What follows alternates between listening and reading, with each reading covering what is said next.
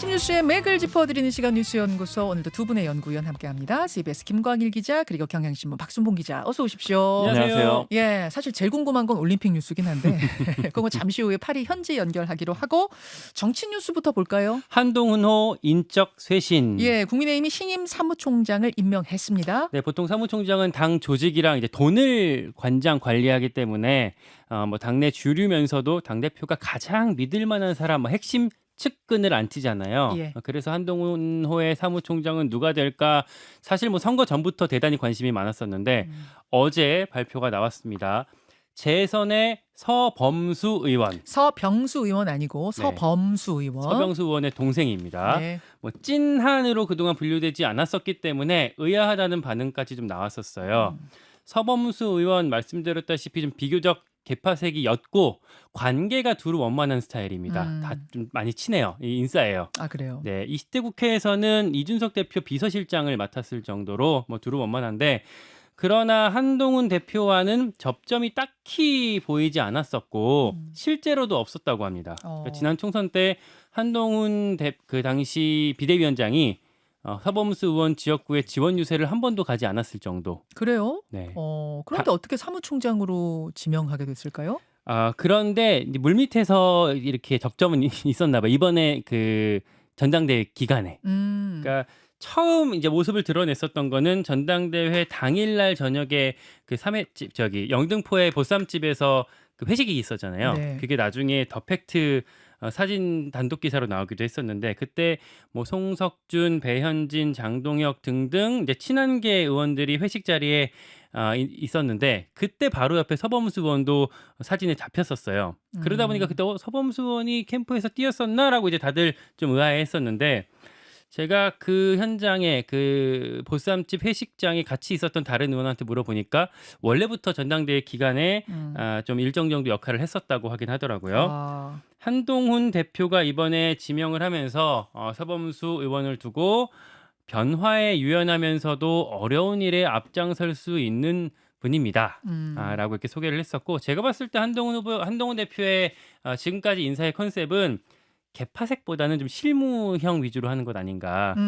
얼마 전에 비서실장으로 박정하 의원을 앉히기도 했었잖아요. 네. 뭐 그런 흐름이 지금까지로는 보이는 거고. 네. 다만 어제 인선은 사무총장 원포인트였습니다. 보통 사무총장 할 때 사무부총장당 그리고 뭐 대변인단, 여의도연구원장 뭐 이렇게 같이 지명을 하게 되는데, 그렇죠. 이번엔 좀 속도 조절을 하고 있는 것 같아요. 네. 혹시나 좀 이렇게 세력 재편하는 과정에서 좀 반발이 커질 수도 있기 때문에 조심조심. 한 네. 발짝 한 발짝 이런 느낌? 그렇게 하고 있는 것 같아요. 정점식 정책위 의장 유임 이슈가 안 그래도 좀 더 커져 버렸거든요. 맞아요. 친윤계에서 더 키우는 그런 모습이 있습니다. 김재원 최고위원 같은 경우에 아예 상임정국위원회 열어서 당원 당규를 유권 해석받자. 그러니까 이 말은 원래 기본적으로 당대표가 임명권을 갖게 되는데 네.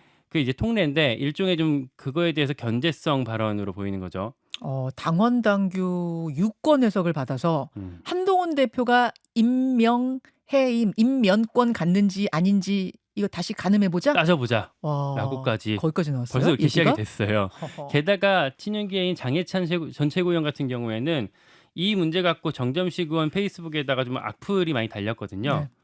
거기에 대해서 한딸이라는 표현까지 썼습니다. 근데 뭐 개딸 이렇게 비유를 한 거예요. 한동훈 팬덤. 네, 그러다 보니까 한동훈 대표 입장에서는 좀 물러서기가 오히려 더 어렵게 된 모습이 있어요. 네. 제가 좀 여러 경로로 취재를 해봤더니 네. 지난주 후반까지만 해도 사무총장은 유임 분위기가 있었대요. 예. 대안이 마땅하지 않기 때문에 주말에 이렇게 홍역을 겪으면서 상황이 좀 달라졌다고 하더라고요.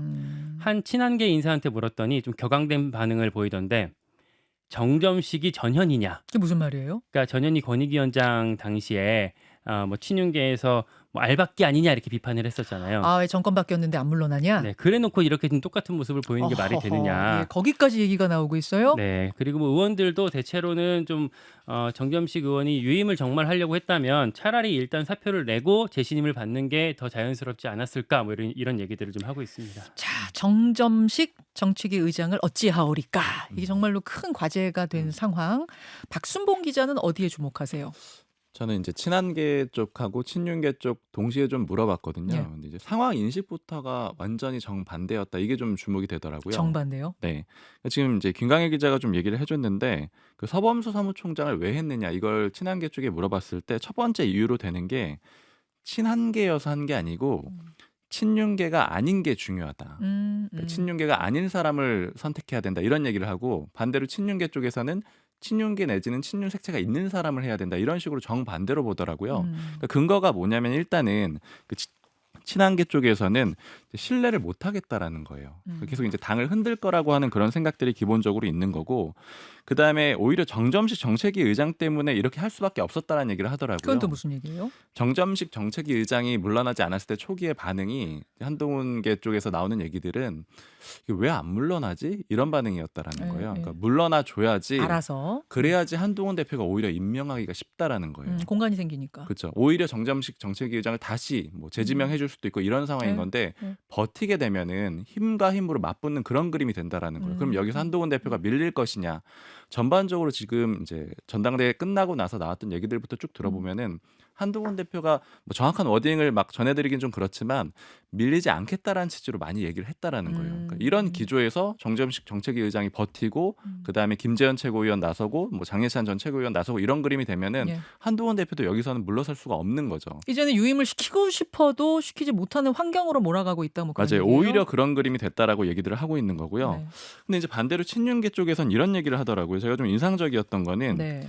친윤계나 친한계는 예전에 MB와 박근혜계 이렇게 비교를 할 수 없는 구조라는 거예요. 이게 무슨 얘기냐면 친윤계나 친한계는 본질적으로는 한 몸통이라는 거죠. 친윤계 내에서 친한계가 파생이 된 거고 그러네요. 그리고 뭐 대선 경선 때 양쪽의 세력이 쫙 갈려가지고 1대1로 맞붙고 이런 그림이 아니었었기 때문에 예. 본질적으로는 같고 게다가 친윤계 쪽엔 지금 주자가 없잖아요. 그러니까 압도적인 어떤 중심부가 없는 상태잖아요. 그러니까 이런 상황이라면 친윤계 모 인사가 하는 얘기는 정점식 정책위 의장 유지해주고 뭐 예를 들어서 김성원 의원 이런 사람 사무총장 시켜주면은 이렇게 표현하더라고요. 그럼 김성원 의원이 임명을 하게 되면 사무총장으로 임명하게 되면 이 사람이 한동훈 대표한테 충성을 하겠냐 윤석열 대통령한테 충성을 하겠냐. 한동훈 대표한테 충성을 할 것이고 그다음 정정식 정책위 의장도 유지를 시켜주면은 이 사람 친한계냐 친윤계냐 그 다음부터 친한계가 된다라는 거예요. 초기 정책위 의장부터. 그러면 왜 이런 굳이 친윤계를 다 가져올 수 있는 수를 안 쓰냐 이런 식으로 얘기를 하더라고요. 근데 결과적으로는 어쨌든 서범수 총장을 임명을 했기 때문에 친윤계 쪽에서 이거에 대해서 어떻게 생각하냐 이렇게 물어보니까 이거는 같이 안 가겠다라는 걸로 봐야 된다. 그러면 결국에는 MB 대 그 박근혜계처럼 붙을 수가 있는데 친윤계 쪽에서 새롭게 주자를 세울 가능성이 높다. 그런 식으로 흔들려고 할 가능성이 있다. 이렇게 좀 예측을 하고 있어요. 친윤 핵심 정점식 정책위 의장을 유임시켜주면 친한계가 될 텐데 왜 그렇게 안 하려고 하느냐는 거는 그분의 해석 아니에요. 근데. 그렇죠. 예. 맞아요. 사실 친한계 쪽에서는 이렇게 표현하더라고요. 그거는 대선에서 진 민주당이 협치하자고 하는 얘기다. 그러니까 본질적으로는 그 가능하지가 않다. 친윤계 인사 입장에서는 네. 정점식 의원은 친윤 핵심까지는 아니기 때문에 아. 또 맞아요. 그럴 수 있지 않느냐 이런 취지인 것 같아요. 그런 얘기는 해요. 장제원 전 의원이나 이런 인물들은 못 시키지. 그렇지만 이제 정점식 의장이라든가 정도면은, 이런 정도는 완전히 중심부는 아니니까 시킬 수 있는 거 오케이. 아니냐. 네. 하지만 친한계의 생각은 다르다 그런 말씀이신 거고. 알겠습니다. 예, 우리가 앙치엠 레짐이라고 해서 예전에 이제 새로운 체제가 형성될 때 이제 어떤 구체제를 좀 지향하고 고수하려고 하는 세력들이 늘 있잖아요. 이번에도 이제 그런 충돌인 것 같은데 그 사실은 지금은 정책위의장으로 붙지만 제가 느끼기에는 앞으로 윤리위원장에서 더 큰 갈등이 벌어지지 않을까. 그래요. 그 황우여 비대위원장 체제에서 윤리위원장 지명을 이미 했거든요. 대부분 모르시는데 그래요. 이용구 전 중앙대 총장으로 이미 지명이 돼 있어요. 그 이분이 임기가 1년으로 지금 나타나 있는데 그럼 한동훈 위원장 입장에서는 대표 입장에서는 본인한테 위협이 되는 세력이 될 수가 있을 거고 그러면 이제 새로 교체하려고 할 거고 이때 갈등이 사실 더 노골적으로 드러날 수 있지 않을까 전망할 수 있겠습니다. 그러네요. 이준석 대표 사태 때 그때 중심에 섰던 게 윤리위니까 그렇죠. 여기 지명은 또 어떻게 되느냐가 기다리고 있는 숙제다. 여기까지 일단 정리하고 뭐 이야기는 오늘 뒤에 한칼 토론에서도 좀 다뤄보도록 하죠. 다음으로 갑니다. 빅5 병원 지원자 제로. 여기가 지금 큰일입니다. 하반기 전공의 모집이 한창 진행 중인데 빅5 큰 병원에 지원자가 없어요. 내일까지가 모집이 마감이에요. 근데 지원자가 너무 없어요. 이제 보통 젊은 의사들이 선호하는 곳이 서울의 빅5, 뭐 네. 서울대, 세브란스, 삼성, 아산, 성모 이렇게 상급 종합병원들인데 네. 각각 세 자릿수 규모의 채용 공고를 냈지만 지원자가 아예 0명이다 이렇게 전해지고 있어요. 한 명도 없어요. 라고 지금 그게 구체적으로 공지가 되진 않은 건데 그렇게 전원들이 들리고 있습니다. 내일까지 기다려보긴 해야겠으나 애초에 의대 교수들이 수련 보이콧하겠다 이렇게 선언한 상황이잖아요. 그러다 보니까 요 분위기가 바뀌지는 않을 것 같다라는 게 중론이에요.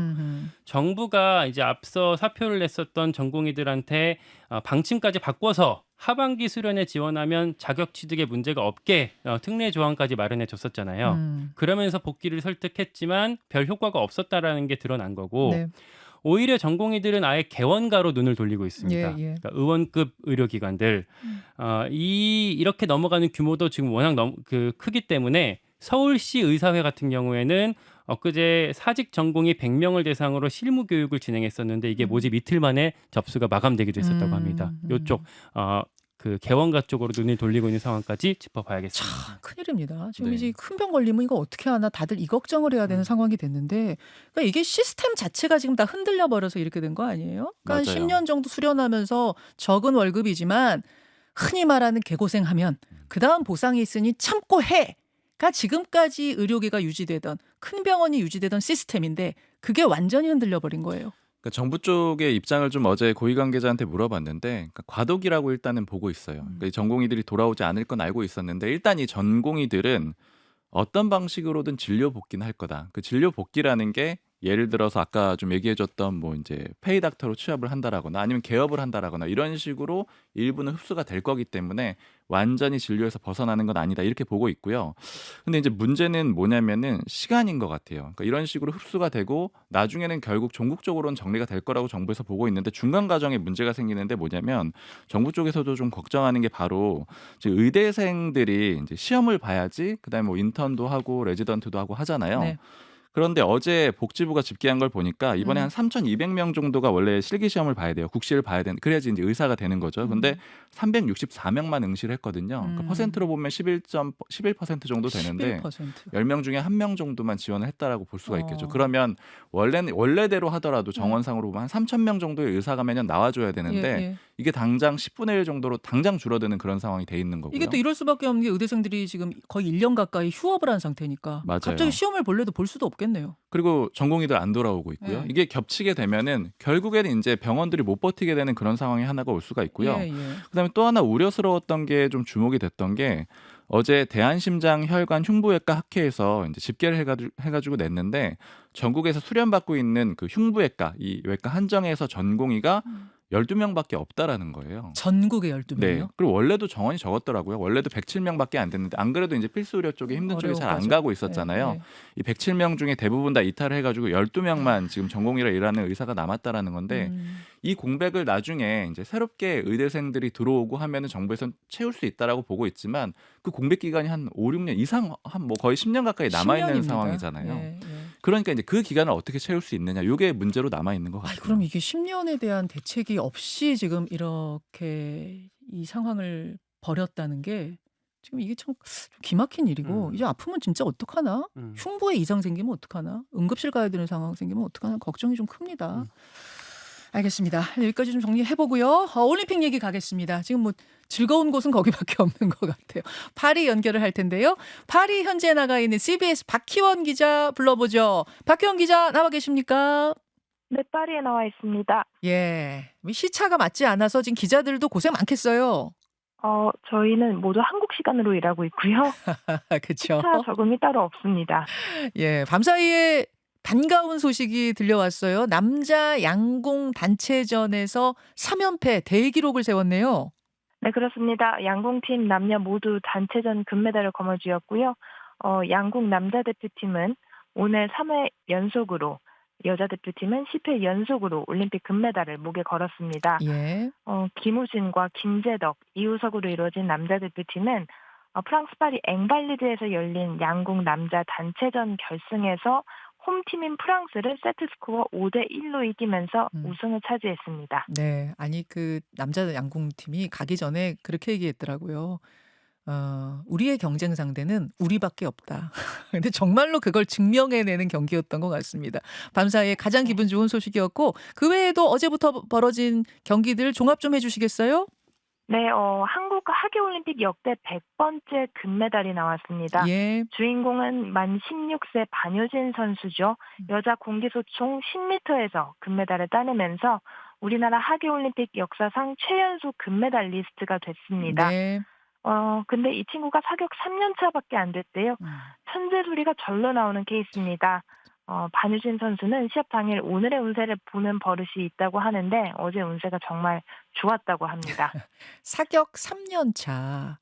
여러분 16살입니다. 와, 그 경기하는 거 혹시 보셨어요? 눈빛을 보는데 언니 같아요. 제 언니 같은 느낌이 들 정도로 어쩌면 그렇게 차분하고 신중할 수 있는지 대단했습니다. 또 어떤 거 있죠? 네, 유도 허미미 선수가 2024년 파리올림픽에서 은메달을 거뒀습니다. 세계 랭킹 3위 허미미 선수는 프랑스 파리 샹드마르스 경기장에서 열린 대회 여자 57kg급 결승전에서 세계 1위인 캐나다의 크리스타 데구치에게 안타깝게 반칙패를 했는데요. 그렇지만 허미미 선수의 은메달, 한국 유도가 이번 대회에서 처음으로 획득한 메달입니다. 예, 잘했습니다. 특히 독립운동가의 후손이라고 해서 더 주목받았던 허미미 선수 은메달 땄고, 그나저나 우리 10대 선수들의 활약이 대단합니다. 지금 선수단이나 현지 분위기는 어떤가요? 네, 현지에서는 목표치를 처음부터 너무 낮게 잡은 게 아니냐는 말이 나올 정도입니다. 당초 우리나라는 금메달 5개를 목표로 했었는데 이미 목표치는 달성을 한 상태죠. 네.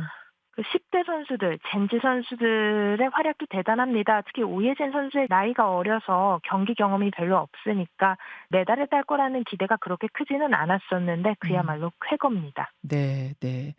오혜진 선수 전날 공기권총 10m에서 메달을 딴 19세 선수, 거기에 이어서 16세 반효진 선수까지 정말 대단해요. 이게 보면은 지금 사격, 양궁, 또 펜싱, 이게 쉽게 말하면은 총, 칼, 활 이런 거 아니겠습니까? 이 구기 종목이 아니라 무기 종목에 강하다라는 우스갯소리가 나올 정도인데 왜 우리 선수들이 이렇게 양궁, 사격, 펜싱 같은 총, 칼, 활 이런 곳에서 유독 돋보일까? 이 전문가들은 뭐라고 합니까? 우리나라가 이 3대 무기 종목에서 본격적으로 메달을 따내기 시작한 거는 2012 런던 올림픽 때부터였습니다.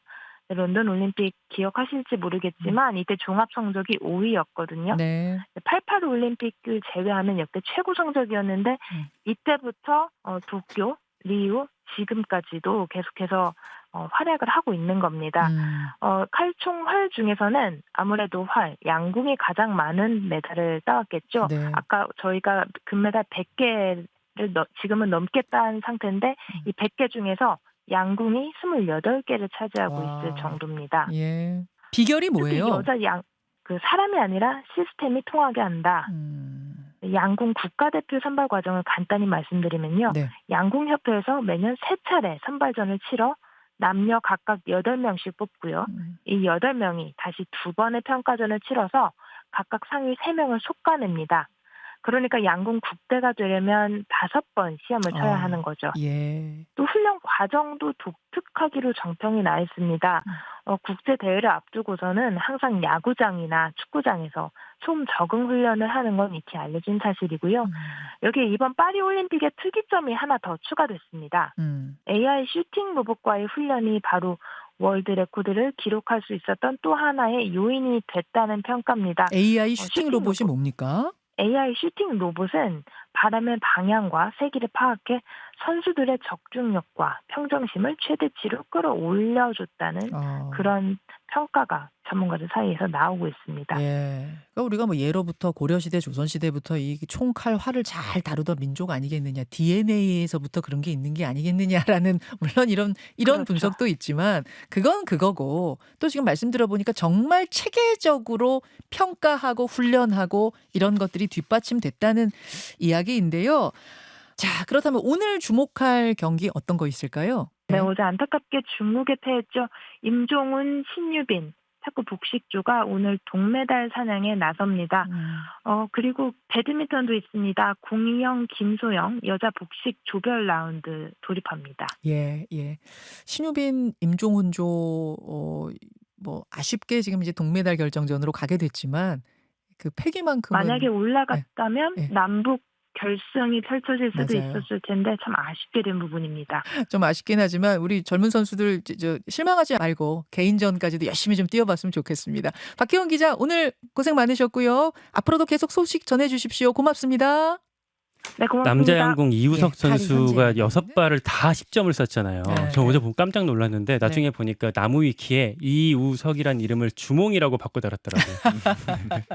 정말 칼, 활, 총에 능한 우리 민족의 정기를 다시 보여주는 올림픽인 것 같은데 시차가 좀 있잖아요. 그래서 네. 다들 요새 출근길이 어렵다는 이야기 하실 정도예요. 밤에 보느라 힘들어갖고. 양궁 남자 경기 단체전에서도 3연패했다는 소식 전해드리면서 두 분과 여기서 인사드리죠. 고맙습니다. 고맙습니다. 감사합니다. 김현정의 뉴스쇼는 시청자 여러분의 참여를 기다립니다. 구독과 좋아요, 댓글 잊지 않으셨죠? 알림 설정을 해두시면 평일 아침 7시 10분 실시간 라이브도 참여하실 수 있습니다.